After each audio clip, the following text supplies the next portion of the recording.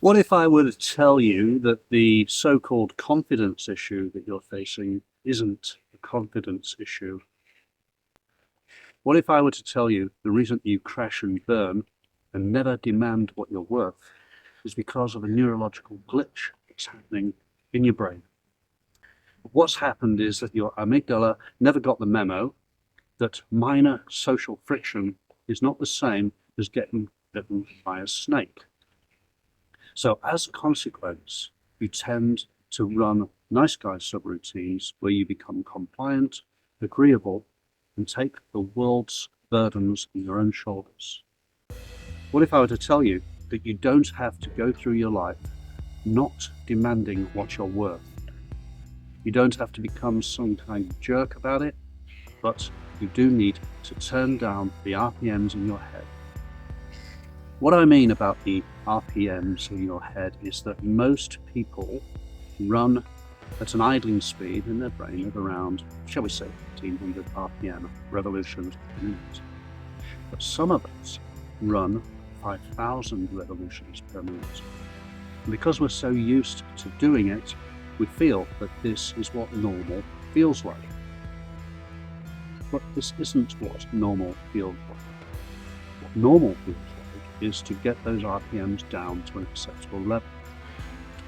The problem you may face if you're running with high RPMs is that whenever you are put into a stressor situation, social friction, conflict, you're going to go into the red line. And this is going to cause you to close down.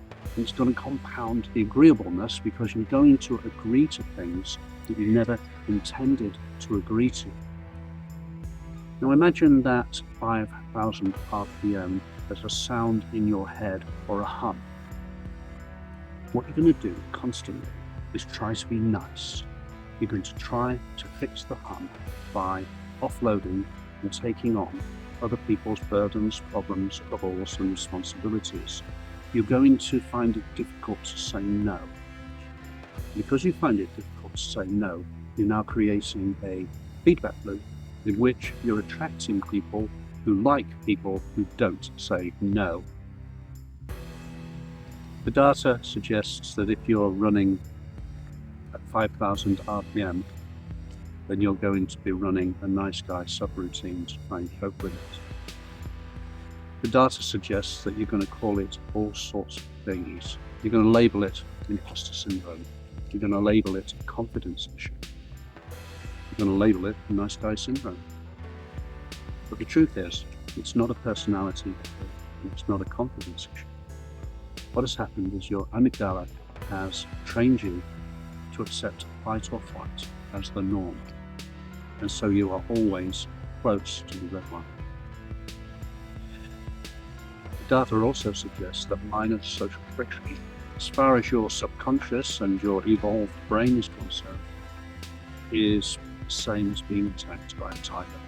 You have to write a new memo to yourself. You have to explain to yourself minor social friction isn't the same as being bitten by a snake. Going on a first date isn't the same as fighting a tiger.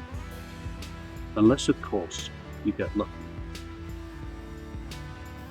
So most people operate in three states: situation normal, situation stressed, situation hyper-aroused.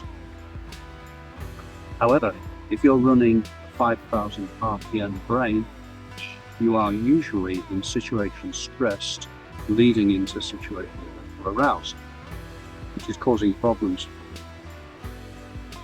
So you may misread the data, give it the wrong labels, and call yourself all sorts of names, which are frankly unjustified.